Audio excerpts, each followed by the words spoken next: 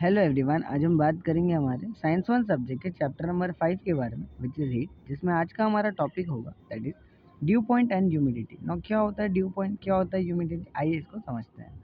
मान लेते हैं यहाँ पे हमारे पास सन है, ठीक है। नाउ ड्यू टू इवेपोरेशन, ठीक है, यहाँ पे क्या होता है, जो भी हमारा सी लेवल के जो वाटर होता है ना, वो क्या हो जाता है, एटमॉस्फेयर में मूव कर जाता है, यस और नो। अच्छा, जिसकी वजह से जो हमारा एटमॉस्फेयर है वो मॉइस्ट हो जाता है। मॉइस्ट हो जाता है, इसका मतलब क्या कि वो गीला हो जाता है, यस और नो। अच्छा, ये जो मॉइस्चर होता है ना, जो भी आपका एटमॉस्फेयर में प्रेजेंट होता है, इसी को हम क्या बोलते हैं, ह्यूमिडिटी बोलते हैं।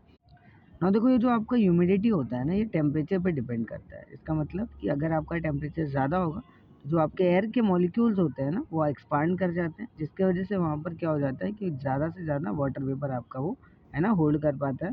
वाइल अगर आपका टेम्परेचर डिक्रीज हो जाता है तो जो एयर के मॉलिक्यूल्स होते हैं वो कॉन्ट्रैक्ट कर जाते हैं, यानी पास में आ जाते हैं, यस और नो। यानी वहाँ पे जो उनके बीच में जो स्पेसिंग होती है ना, इंटर एटॉमिक स्पेसिंग होती है, वो बहुत कम होती है, जिसकी वजह से वहाँ पे बहुत ही कम वाटर वेपर क्या हो जाएगा, वो कंटेन कर पाएगा। आ रही बात समझ? All right. तो यहाँ पे आपको एक चीज़ दे रखा है कि मान लो अगर एक स्पेसिफिक है ना, एक स्पेसिफिक टेम्परेचर पे अगर आप एक वॉल्यूम कंसिडर कर रहे हो है ना एयर का, तो वहाँ पर एक कितना अमाउंट ऑफ वाटर वेपर वो आपका एयर होल्ड कर पाएगा, उसका एक लिमिट होता है, ठीक है। और ना अगर आपका उस लिमिट से ज़्यादा अगर आपका है ना वो वाटर वेपर है वहाँ पर प्रेजेंट है, तो एक्स्ट्रा वाटर वेपर जो होता है वो क्या हो जाता है, आपका वाटर ड्रॉपलेट में कन्वर्ट हो जाता है, ठीक है। वाटर ड्रॉपलेट में कन्वर्ट होता है। ना देखो, आगे अगर हम एयर की बात करें तो हमें पता है एयर क्या होता है, it is a mixture of various gases such as carbon dioxide, oxygen gases, ठीक है, कार्बन मोनोऑक्साइड एक्सेट्रा एक्सेट्रा, ठीक है। तो बहुत सारी गैसेस को मिला करके आपका एयर बनता है, ठीक है। ना एयर जो है आपका जनरली दो टाइप में हम उसको कैटेगराइज कर सकते हैं, एक होता है सैचुरेटेड एयर, एक होता है unsaturated air. Now the question is what is saturated air. तो यानी ऐसा एयर, ठीक है, जो कि मैक्सिमम पॉसिबल वाटर वेपर क्या कर रहा है, कंटेन कर रहा है, उसी को हम क्या बोलते हैं, सैचुरेटेड एयर बोलते हैं। और अनसैचुरेटेड एयर क्या होता है कि ऐसा एयर है ना जो कि वाटर वेपर तो कंटेन करेगा, राइट, लेकिन वो अपने मैक्सिमम लिमिट से कम वाटर वेपर क्या करेगा, कंटेन करेगा, उसी को हम क्या बोलेंगे, आपका अनसैचुरेटेड एयर बोलेंगे। तो यहाँ पे अगर आप एग्जाम्पल की बात करो तो अभी हमने क्या देखा था, तो एक स्पेसिफिक टेम्परेचर पे है ना जो आपका एयर होता है वो कितना वाटर वेपर कंटेन करता है, उसका एक लिमिट होता है, राइट। अच्छा, तो यहाँ पे अगर मान लेते हैं टेम्परेचर आपका 60 डिग्री हो चुका है, ठीक है, तो उसकी जो कैपेसिटी है कितनी है, लेट से 6 वाटर मॉलिक्यूल्स को होल्ड करने की कैपेसिटी है, ठीक है, लेट से 6 वाटर मॉलिक्यूल को होल्ड करने की कैपेसिटी है। सो इन दैट केस यहाँ पे इस एयर को आप क्या बोलोगे, सैचुरेटेड एयर बोलोगे, क्योंकि ये 6 वाटर मॉलिक्यूल्स क्या कर रहे हैं, कंटेन कर रहा है। वाइल अगर आप यहाँ पे सेकंड डायग्राम में ऑब्जर्व करोगे तो यहाँ पे भी टेम्परेचर कितना है, 60 डिग्री है, लेकिन इसकी कैपेसिटी कितनी है, इसकी भी कैपेसिटी 6 वाटर मॉलिक्यूल्स की है, लेकिन यहाँ पे कितने वाटर मॉलिक्यूल्स अवेलेबल है, ओनली 4 वाटर मॉलिक्यूल्स आपके अवेलेबल है। अरे बात समझ, यानी 2 वाटर मॉलिक्यूल्स कम है, राइट, यानी अपने मैक्सिमम लिमिट से है ना लेस वाटर वेपर को क्या कर रहा है, कंटेन कर रहा है, इसीलिए इसको हम क्या बोलेंगे, अनसैचुरेटेड एयर बोलेंगे। All right. ना देखो, आगे आपको दे रखा है ड्यू पॉइंट टेम्परेचर। ना ड्यू पॉइंट टेम्परेचर क्या होता है कि मान लो आपके पास एक अनसैचुरेटेड एयर है, जैसे कि अनसैचुरेटेड एयर का मतलब क्या है, मान लो टेम्परेचर कितना है, 60 डिग्री है, और हमें पता है टेम्परेचर जब 60 डिग्री होता है तो एयर की कैपेसिटी कितने वाटर मॉलिक्यूल को होल्ड करने की होती है, दैट इज 6 होती है, राइट। यहाँ पे क्या है, लेस देन 6 है, इसका मतलब ये कैसा एयर है, आपका अनसैचुरेटेड है।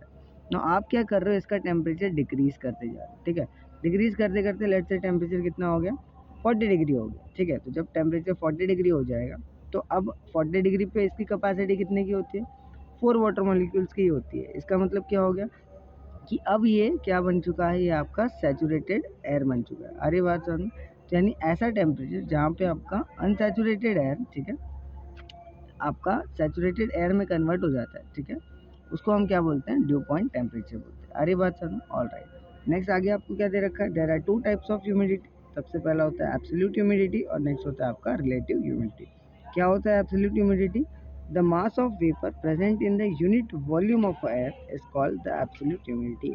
यानी देखो ध्यान से, मास, जो भी आपका वेपर का जो मास है ना, पर यूनिट वॉल्यूम को ही आप क्या बोल दोगे, एब्सोल्यूट ह्यूमिडिटी बोल दोगे। इसको आप किस में मेजर करते हो, it is major in KG per metre cube, ठीक है, ये इसके यूनिट्स है।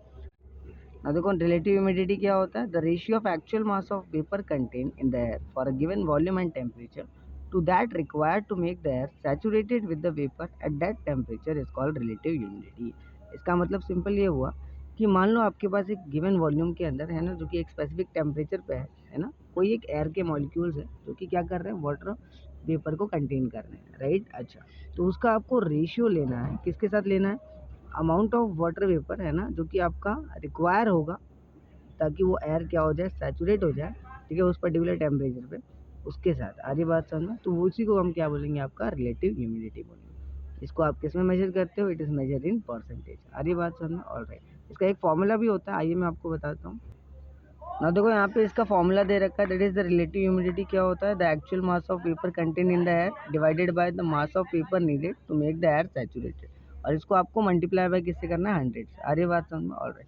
एक और चीज़ आपको यहाँ दे रखा है, रिलेटिव ह्यूमिडिटी अगर आपका है ना मोर देन 60% होता है तो आपका एयर ह्यूमिड होता है, अगर लेस देन 60% है तो आपका एयर कैसा हो जाएगा, ड्राई हो जाएगा। और ड्यू पॉइंट पे आपका रिलेटिव ह्यूमिडिटी कितना होता है, 100% होता है। आ रही बात समझ में? ऑलराइट ना। देखो आप सब ने यहाँ पे एरोप्लेन को फ्लाई करते हुए देखा होगा, है ना। तो ड्यूरिंग विंटर सीजन क्या होता है, जो एरोप्लेन जब आपका फ्लाई करता है तो वो वाटर वेपर रिलीज करता है। अरे बात समझ, जो कि आगे जाके कंडेंस होके क्या बन जाते हैं, आपके क्लाउड बन जाते हैं, जैसे कि आप यहाँ डायग्राम में देख सकते हो। अगर आप यहाँ पे नोटिस करोगे, है ना, तो अगर वो जो वाटर वेपर रिलीज हुआ है, राइट, अगर उसके आसपास का जो आपका रिलेटिव ह्यूमिडिटी है ना, अगर वो आपका क्या होता है, मोर होता है, तो आपका जो वाइट ट्राइल होता है ना, जो पीछे रिलीज हो रहा है, वो आपका डिसअपियर होने में लॉन्ग टाइम लेता है। मतलब वाइल अगर आपका सराउंडिंग का है ना जो रिलेटिव ह्यूमिडिटी है, अगर उसके आसपास का लेस होगा तो वहाँ पे जो वाइट ट्रायल क्रिएट हुआ है वो बहुत ही स्मॉल साइज का हो, या फिर वो क्रिएट ही नहीं होगा। अरे बात समझ में? ऑलराइट। नेक्स्ट टॉपिक आपको दे रखा है, that is the unit of heat. Unit of heat की अगर आप बात करोगे तो यहाँ पे है ना दो दो यूनिट्स होते हैं। सबसे पहला ऐसा यूनिट, ऐसा यूनिट आप देख सकते हो क्या होता है, जूल होता है।